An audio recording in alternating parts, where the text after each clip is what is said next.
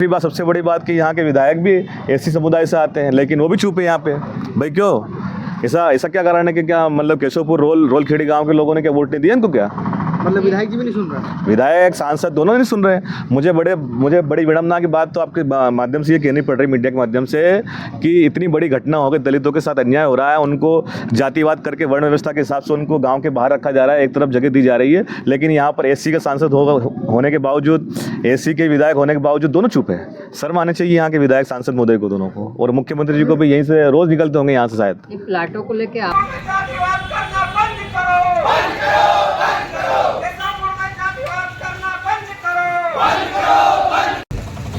सरकार की गाइडलाइन के हिसाब से ही प्लाट वितरण किया जाए। गांव का माहौल जब तक पूरी तरह शांत ना हो, तब तक गांव के अंदर 24 घंटे 4-1 का पुलिस गार्ड लगाया जाए सुरक्षा के। आज जो कार्यालय पाए हैं, किस विषय में आवेदन देना है, तो क्या ज्ञापन दिया? देखिए, कान्याखेड़ी जो डूब क्षेत्र में, जलाशय क्षेत्र में आता है, तो जिसको लेकर वो गांव पूरा विस्थापित हो रहा है, तो वहाँ पर सर्व जाति के लोग रहते हैं, तो जिसको लेकर सरकार की गाइडलाइन के अनुसार, संविधान की गाइडलाइन के अनुसार, जब कोई डूब क्षेत्र में आता है तो उस गांव को पुनः स्थापित करने के लिए कहीं और जगह आवंटित की जाती है। तो और वहाँ पर हॉस्पिटल, मंदिर और सरकारी सोसाइटी और अपना जो कम्युनिटी हॉल है, स्कूल, गवर्नमेंट स्कूल, ये सभी व्यवस्थाएं वहाँ पे और सीसी रोड प्रोवाइड करवाई जाती है। लेकिन मैंने देखने में आया मुझे कि यहाँ के जो ग्रामीणों के साथ में भेदभाव करके, जातिवाद करके, जो चमार बलई, वो भंगी समाज के जो लोग हैं, और उसमें मुस्लिम भी कुछ हैं, इन लोगों को गांव के जो नक्शा, जो लेआउट है, उसमें एक तरफ दिया गया है, और लगभग जो पूरा नक्शा है उसमें प्लॉट क्रमांक 1 से तो 98 तक एक ही जाति के लोगों को आवंटित करने का काम किया गया है। जबकि गवर्नमेंट के नियमानुसार खुद एसडीएम ने इसकी वो अधिसूचना निकाली थी कि 20 अगस्त 2025 को सुबह 10 बजे ग्राम पंचायत में जाकर अधिकारी जो एसडीएम महोदय हैं वो वहाँ पर जाके इसकी वो सूची करेंगे लॉटरी सिस्टम से, लेकिन लॉटरी सिस्टम का पालन न करते हुए यही सीमांकन कर दिया कि इतने एक से 98 तक इन लोगों, सवर्ण जाति के लोगों के प्लॉट रहेंगे, और बाकी के जो 98 से जो 138 तक प्लॉट है वो इनके रहेंगे। तो ये सरासर अन्याय है, इसका ग्रामीणों ने विरोध किया। तो गांव के जो उच्च जाति के जो लोग अपने आप को दबंग, बाहुबल पेशा वाले बोलते हैं, उन लोगों ने दलितों पर हमला कर दिया और उसमें चोटें भी आई है। तो उसमें न संज्ञान न लेते हुए जावर टीआई ने इनके विरुद्ध ही झूठी एफआईआर कर दी 4 लोगों के खिलाफ। अब मुझे बताया कि भाई पीटने वाला पीट भी रहा है और मारने वाला मार के एफआईआर भी करवा रहा है। और दूसरी बात ये है कि जावर टीआई ने भाई वहाँ पर जब दलित समाज के लोग जाते हैं तो उनसे संवैधानिक व्यवहार भी नहीं कर रहे हैं। तो ये इनकी जो सरकारी कर्मचारी जो अनुशंसा है उसके आचरण के विरुद्ध है। तो इन सब मांगों को लेकर देखा जाए, जिस तरह देखा जाए तो सरकार द्वारा और जो एसडीएम द्वारा इनको प्लाट आवंटित किया था सीरियल वाइज, वो नहीं होते हुए एक मोहल्ला वाइज इनको दे दिया। हाँ, वो जैसा होता है ना वर्ण व्यवस्था में कि ब्राह्मण, क्षत्रिय, वैश्य, शूद्र, तो उसी प्रकार से यहाँ पर भी ये किया गया है कि एक तरफ हम ऊंची जाति के लोग रहेंगे और दूसरी तरफ आप नीची जाति के लोग रहेंगे। तो क्या भलाई चमार, भंगी, बसोड़ क्या नीची जाति के लोग हैं, तो क्या इस प्रकार से व्यवहार करोगे? संविधान के अनुसार ये पूरा रवैया अच्छा नहीं है। और इन सब मांगों को लेकर हमने भाई लॉटरी सिस्टम से पद्धति की जाए, और इसको लेकर मैंने यहाँ की टीम से बात करी, हमारे संजय, अजय, हमारे 2 साथी हैं, भीम आर्मी साथी हमारे, इन लोगों से हमने बात करी और हम लोग इसके खिलाफ हाईकोर्ट में पिटीशन भी दायर करने वाले हैं।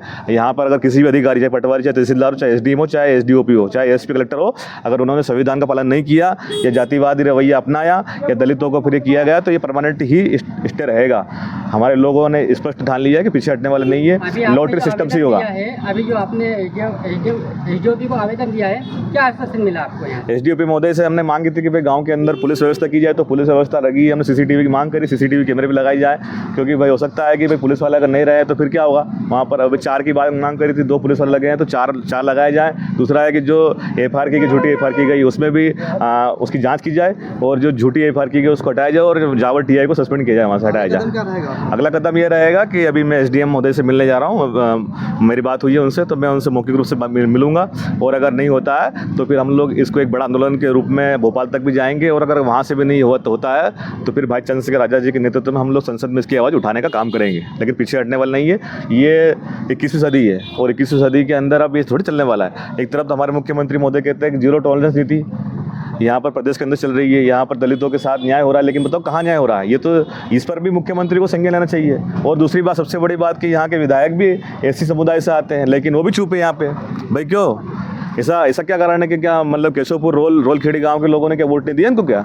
मतलब विधायक जी भी नहीं सुन रहे? विधायक सांसद दोनों नहीं सुन रहे हैं। मुझे बड़ी विडम्बना की बात तो आपके माध्यम से ये कहनी पड़ रही, मीडिया के माध्यम से, कि इतनी बड़ी घटना हो गई, दलितों के साथ अन्याय हो रहा है, उनको जातिवाद करके वर्ण व्यवस्था के हिसाब से उनको गांव के बाहर रखा जा रहा है, एक तरफ जगह दी जा रही है, लेकिन यहाँ पर एससी का सांसद होने के बावजूद, एससी के विधायक होने के बावजूद दोनों चुप है।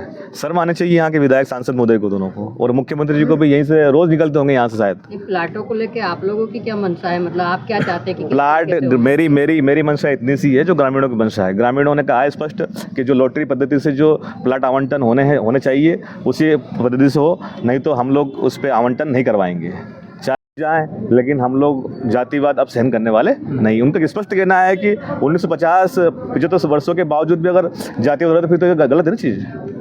Thank you.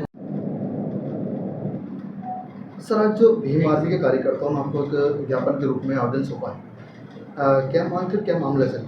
ये अभी जावर थाना अंतर्गत डोडी चौकी है, वहाँ पर प्लाट के आवंटन को लेकर 2 पक्षों में विवाद हुआ था, जिस पर पुलिस द्वारा कार्रवाई की गई थी। उसके विरोध में यहाँ पर एक ज्ञापन दिया गया है, जिसका हम बारीकी से परीक्षण करेंगे और जो भी उस पर न्यायोचित कार्रवाई होगी वो कार्रवाई की जाएगी।